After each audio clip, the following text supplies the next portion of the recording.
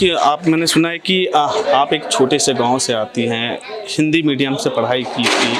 कैसा रहा आपका सफ़र और कैसे आपने यूपीएससी क्लियर किया? हाँ, मैं भैंसमुंडी नामक गांव से आती हूँ और शुरुआती जो मेरी पढ़ाई है वो हिंदी मीडियम से हुई है। बाद में फिर मैंने अपना मीडियम चेंज किया था, इंग्लिश किया था। और यूपीएससी का सफ़र लंबा था, 3 साल का सफ़र था। बहुत कुछ सीखने को भी मिला, बहुत बीच बीच में निराशा भी होती थी, लेकिन उन सब से आगे बढ़ के अपनी मेहनत के कारण मैं मेहनत करती रही। मैं कभी भी अपनी उस निराशा को हावी नहीं होने दिया खुद पे और मेहनत करती रही और आखिरकार सफलता मिली। है कि अक्सर लोग सोचते हैं कि यूपीएससी बहुत मतलब देश का सबसे बड़ा एग्ज़ाम है, उसके लिए इंग्लिश बहुत ज़्यादा ज़रूरी होती है। तो आप क्या सोचते हैं, क्योंकि आप तो एक गांव में रही, आपने बताया कि आपके जहाँ गांव में रहते तो वहाँ पे नेटवर्क भी नहीं रहता था, इंटरनेट में।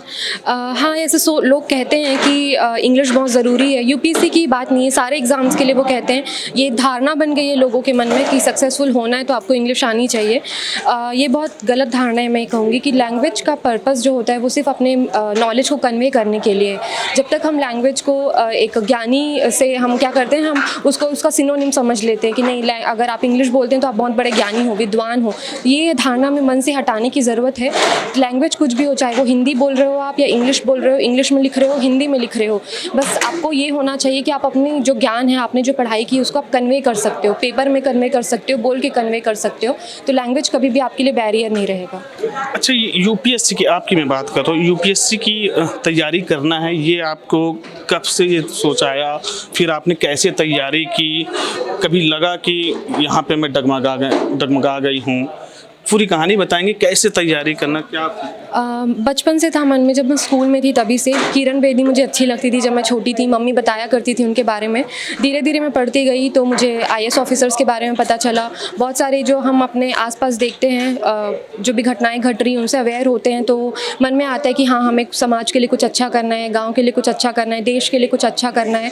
तो ये सब मोटिवेशन रहा मेरा इस यूपीएससी की तैयारी करने का। कठिनाइयाँ हुई क्योंकि 3 अटेम्प्ट लगे। शुरू के 2 अटेम्प्ट में प्रीलिम्स भी नहीं क्लियर हुआ था, तो एक सेल्फ डाउट आ गया था कि बेसिक्स जो मेन जो प्रिलिमिनरी स्टेज होता है वो ही नहीं, मैं क्लियर नहीं कर पा रही हूँ, मैं आगे कैसे करूँगी। लेकिन मैंने कभी भी ये निराशा तो ज़रूर आई थी, जो मुझे लगता है स्वाभाविक भी है, क्योंकि हम इतनी मेहनत करते हैं पूरे साल और पहला स्टेज ही ना क्लियर कर पाएँ तो निराश होना स्वाभाविक ही है। मैंने बस ये कोशिश की कि उस निराशा को मैं खुद पे हावी ना होने दूँ, अपने आप को समझाया कि मैं कर सकती हूँ। एक सेल्फ बिलीव था, डाउट आता गया लेकिन सेल्फ बिलीव भी हमेशा रहा। तो मैंने मेहनत बहुत ज़्यादा की हर स्टेज में। अगर हम फेल होते हैं तो उसके पीछे एक वजह होती है कि हम फेल क्यों हो रहे हैं। कभी कभी वो हमारी खुद की होती है, कभी कभी वो एक्सटर्नल होता है। एक्सटर्नल को तो आप कंट्रोल नहीं कर सकते, पर जो इंटरनल वजह रही, जो मेरी खुद की गलतियाँ थी, मैंने उनको एनालाइज़ किया, मैंने उनको सुधारा और उसी का परिणाम था कि ये 3rd जो अटेम्प्ट था उसमें मेरे एक साथ प्रीलिम्स, मेंस और पर्सनालिटी जो टेस्ट था उसमें अच्छे मार्क्स आए। लास्ट सवाल, क्या चुनना पसंद करेंगे, आईएएस या आईपीएस? सर, मैं दोनों में बहुत खुश हूँ, पर हाँ, आईएएस मेरा फर्स्ट प्रेफरेंस है।